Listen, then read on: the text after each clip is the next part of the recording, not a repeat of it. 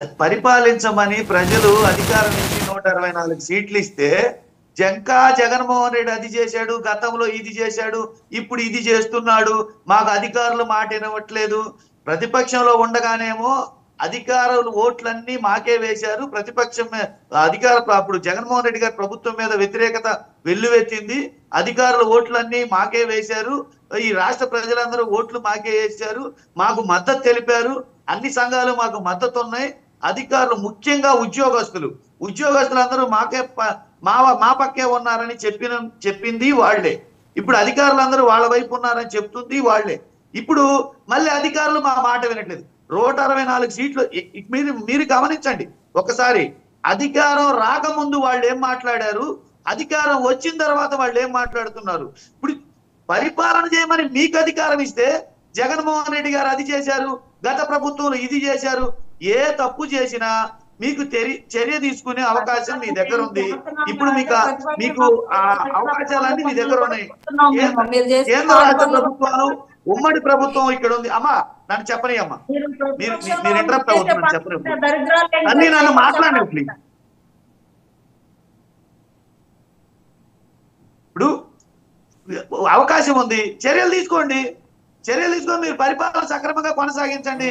పసిపిల్లలకు అన్నం ఎందుకు పెట్టట్లేదు, అమ్మఒడి ఎందుకు ఇవ్వట్లేదు, రైతు భరోసా ఎందుకు ఇవ్వట్లేదు, 3 సిలిండర్లు ఏమైంది, మరి పెన్షన్ ఏమైంది, నిరుద్యోగ వృత్తి ఏమైంది, మరి ప్రతి మహిళకి 1500 ఏమైంది, 50 ఏళ్ళకి పెన్షన్ ఏమైంది, ఈరోజు అధికారం ఇచ్చారు, ప్రజలకు మా మీద నమ్మకం ఉందండి, మా బాధ్యతలు చేయడము మాకు తెలుసు, మీకు 11 సీట్లకు పరిమితం చేసిన చెప్పని అవసరం లేదు మాకు. జగన్మోహన్ రెడ్డి పక్క రాష్ట్రంలో కూర్చొని ఇది చేస్తున్నాడు. మీకు సర్వ హక్కులు ఉన్నాయి. ఉమ్మడి ప్రభుత్వం, కేంద్ర రాష్ట్ర ప్రభుత్వాల్లో మీరు అధికారంలో ఉన్నారు. ఎవరు తప్పు చేసినా, ఏ ప్రభుత్వంలో తప్పు చేసినా చర్యలు తీసుకునే పూర్తి రైటు మీ దగ్గర, పవర్ మీ దగ్గర ఉంది. చర్యలు తీసుకొని ఇప్పుడు ప్రజలకు చేయాల్సిన పరిపాలన చేయకుండా డైవర్ట్ చేస్తూ, శ్వేతపత్రాలతో సాగుపత్రాలు విడుదల చేస్తూ, అడిగిన వాళ్ళని విధ్వంసాల పేరుతో, అడిగిన వాళ్ళని మద్దతులు, హత్యాయత్నాలు, మానభంగాలు, ఆస్తుల విధ్వంసాలు, తరిమి కొట్టడం, కేసులు పెట్టడం చేస్తున్నారు. మళ్ళీ ఇప్పుడు పరిపాలనకు వచ్చేసరికి సాక్షాత్ ఆయన ఇప్పుడు మంత్రి గారే చెప్పిందే కదా. ఇప్పుడు డిప్యూటీ సీఎం గారు ఏం చెప్తున్నారు, మా మీద దాడి జరుగుతుంది, మా పట్టించుకోవట్లేదు. మీ మీద దాడి జరిగితే చర్యలు స్పానర్ సెకండ్స్ లో అధికారుల మీద చర్యలు తీసుకోవచ్చు, సస్పెండ్ చేయొచ్చు, విచారణ చేయొచ్చు. అది వదిలేసి ప్రతిపక్షంలో ఉన్న జగన్మోహన్ రెడ్డి గారి మీద సాకులు చెబితే ఏమన్నా ప్రయోజనం ఉందా? ఇప్పుడు ప్రజలకి ఇప్పుడు పరిపాలనకి పోని మీకు ఎవరికి మేలు జరుగుతుంది? ఈ రాష్ట్ర ప్రజలకి జగన్మోహన్ రెడ్డి గారి మీద మీరు సాకులు చెబితే, ఈ రాష్ట్రంలో ఉన్న పేద ప్రజలకి అమ్మఒడి వస్తుందా? జగన్మోహన్ రెడ్డి గారి మీద సాకులు చెబితే ఈ రాష్ట్రంలో ఉన్న రైతులకి జగన్మోహన్ రెడ్డి గారి మీద సాకులు చెబితే ఈ రాష్ట్రంలో ఉన్న మహిళలకి 3 సిలిండర్లు వస్తాయా? జగన్మోహన్ రెడ్డి గారి మీద సాకులు చెబితే జగన్మోహన్ రెడ్డి గారి మీద సాకులు చెబితే ఈ రాష్ట్రంలో 50 ఏళ్ళకే మీరు అన్న పెన్షన్ వస్తుందా? జగన్మోహన్ రెడ్డి గారి మీద సాకులు చెబితే నిరుద్యోగ వృత్తి వస్తుందా? పసిపిల్లల మీద కూడా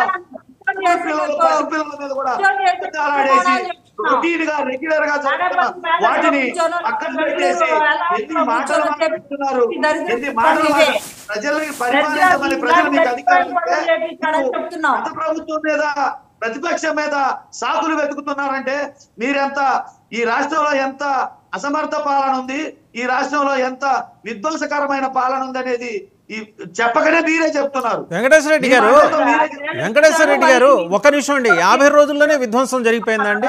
5 ఏళ్ల పాటు మీ ఆధ్వర్యంలో జరిగిన విధ్వంసం గురించి మాట్లాడరా మీరు?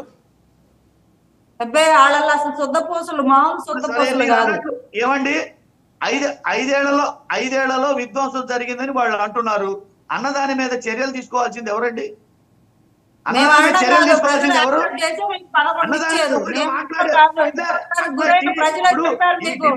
మాట్లాడేసి టైం గడిపేసి మళ్ళీ చెప్తారా? వాళ్ళు చెప్పినవి నిజాలైతే చర్యలు తీసుకోవాలి కదా. చర్యలు తీసుకునే పరిస్థితులు ఎవరున్నారు?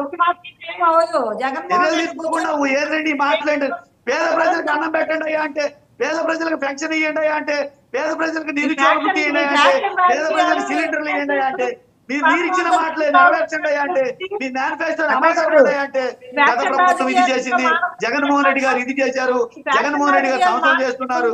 ఇవాళ నేను చెప్పే మాటలు అధికారంలోకి వచ్చిన తర్వాత, అధికారంలోకి రాకముందేమో సంపద సృష్టిస్తాము, అధికారంలోకి వచ్చిన తర్వాత ఏమో అప్పు తీసుకొచ్చి సంకలు గుద్దుకోవటం, అధికారంలోకి రాకముందేమో సుఖాలి ప్రీతి గురించి మాట్లాడటం, అధికారంలోకి వచ్చిన తర్వాత ఆ ఊచ ఎత్తకపోవటం, అధికారంలోకి రాకముందేమో 33,000 మంది మహిళల గురించి ట్రాఫికింగ్ జరిగిందని మహిళల గురించి మాట్లాడటం, అధికారంలోకి వచ్చిన తర్వాత ఆ ఊచ ఎత్తకపోవడం, పసిపిల్లల మీద రేపులు జరుగుతుంటే వాటి గురించి మాట్లాడకపోవడం, హత్యలు జరుగుతుంటే వాటి గురించి మాట్లాడకపోవడం, విధ్వంసాలు జరుగుతుంటే వాటి గురించి మాట్లాడకపోవడం, వీటి గురించి అధికారంలో ఉండి చర్యలు తీసుకోవాల్సిన వాళ్ళు మాట్లాడకుండా మాట్లాడుతున్నారంటే ఏం సమాధానం చెప్పాలి? ఎట్లా సమాధానం చెప్పాలి? ఈ రాష్ట్ర ప్రజలకి మీరు అధికారంలోకి వచ్చింది ఎందుక? గత ప్రభుత్వం ఏం జరిగింది చెప్పడానికి, గత ప్రభుత్వం ఏం జరిగిందని చెప్పడానికి 100 రోజులు కూడా చూసే పరిస్థితి లేదు. రాగానే అన్ని అయిపోవాలి, వీళ్ళకి 40 రోజులకి అన్ని అయిపోవాలి, చెప్పినవి అన్ని అయిపోవాలి. 6 పథకాలు 40 రోజుల్లో ఇచ్చేసేయాలి. మరి ఖజానాలో మూట పెట్టెళ్ళారు కదా, ప్రతి దాంట్లో దోపిడీ, 1000 కోట్ల దోపిడీ. 3 లక్షల ఎకరాలు ఫ్రీ ల్యాండ్ రాపించుకున్నాడు పెద్దిరెడ్డి. వీళ్ళు చేసిన ఒక్కొక్క నియోజకవర్గం తీస్తుంటే కోటాను కోట్లు బయటకు వస్తున్నాయి, బయటికి కట్లపాముల్లాగా. వీళ్ళు చేసిన సామాన్యమైన దోపిడీ చేసి విధ్వంసం చేసి వెళ్ళారా? 9,70,000 కోట్ల అప్పు ఇప్పుడే కనబడుతుంది. ఇంకా కొన్ని కార్పొరేషన్స్ ఇంకా కంప్లీట్ గా రాలేదు ఆ లెక్క. ఇంకెందుకు పోతుందో కూడా తెలియదు, అది ఏం చేశారో తెలియదు. వీళ్ళు మాట్లాడతారు రాగానే అన్ని అయిపోవాలంటారు, 40 రోజుల్లో అన్ని అయిపోవాలి. ఖజానాలో చిల్లిగా పెట్టి వెళ్ళారు, ఉన్నదంతా ఊడ్చుకొని అప్పులు చేసి ఇష్టానికి రాష్ట్రాన్ని సర్వనాశనం చేసి ఇప్పుడు కూర్చొని ఏం తెలియనట్టు మాట్లాడితే ఎలా కుదిరింది?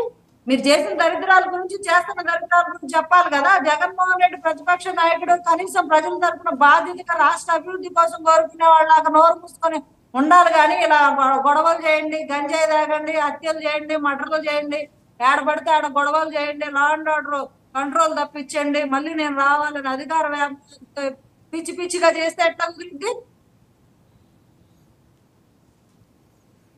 రైట్. వెంకటేశ్వర రెడ్డి గారు, కంట్రోల్ చేసే పవర్ మీ దగ్గర లేదా?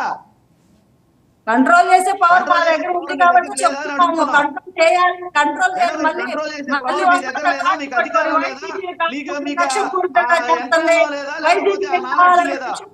మా మీద టార్గెట్ చేస్తారని ఈ సన్నాయి నూకుల్లో ఉంటారు కదా వచ్చింది, వైసీపీ టార్గెట్ చేస్తారు, వైసీపీ టార్గెట్ చేస్తారు.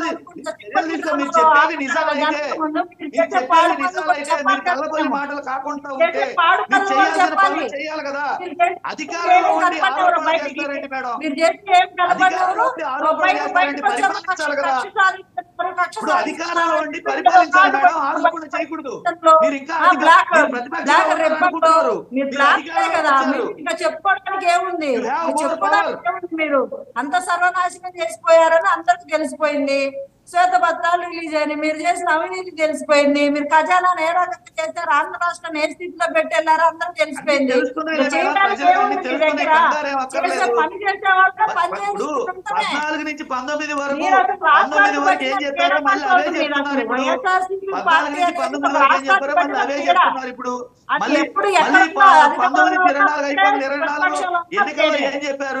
ఏముండదు. రాష్ట్రానికి మంచి చేసే విషయం ఏముందో మీ దగ్గర.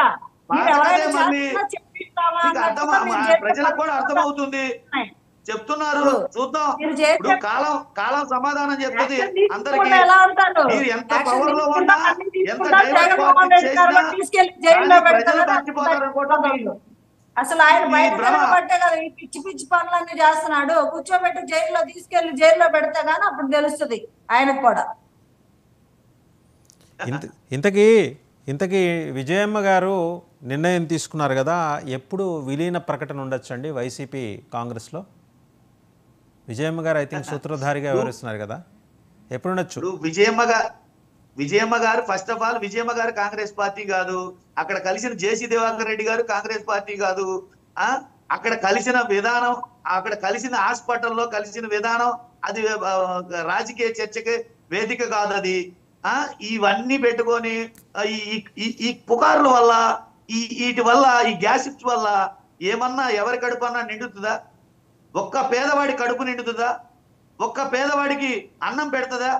అర కేజీ అబ్బో, కూర అవుతుందా? అసలు భలే చెబుతున్నారుగా. వీటి వల్ల మామూలు ఉపయోగం చిక్కులు ఏంటి? కాదు ఇవి. వీటి వల్ల అసలు ఉపయోగం మామూలు ఏంటి? చిక్కులు కాదు. వీటి వల్ల 3 లక్షల ఉపయోగం ఏంటి? ఎకరాలు ఒక్కొక్క వీటి వల్ల నాయకుడు పరిపాలనలోకి మింగేసినప్పుడు వచ్చి పేదవాడి ఆత్మ గురించి ఎందుకు పరిపాలించడం వదిలేసి ఆలోచించారమ్మా? వాళ్ళు వీళ్ళని కలిశారు, వాళ్ళని 3 కలిశారు. లక్షల ఎకరాలు వీటి వల్ల ఒక్కొక్కరు టైం బీయింగ్ లాక్కున్నప్పుడు కదండి, జనాల దగ్గర నుంచి టైం బీయింగ్ కదా ఇదంతా. లాక్కున్నప్పుడు ఆ పేదవాళ్ళ దీని దగ్గర వల్ల నుంచి ఏంటి ప్రయోజనం? మీకు రైట్, చూద్దాం. జ్ఞానం అంటే ప్రజలు వెంకటేశ్వర రెడ్డి గారు నిన్న నిరూపించుకోండి. జరిగిన భేటీని అంత తేలిగ్గా తీసిపారేయలేం. ఖచ్చితంగా దాని వెనకాల పొలిటికల్ మూవ్స్ ఉంటాయి. కాంగ్రెస్ పార్టీ తన కార్డ్స్ ఎట్లా ప్లే చేస్తుందనేది ఎవరికి అర్థం కాదు. జాతీయ పార్టీ 150 సంవత్సరాలు పైబడిన పురాతనమైన పార్టీ. సో వాళ్ళకు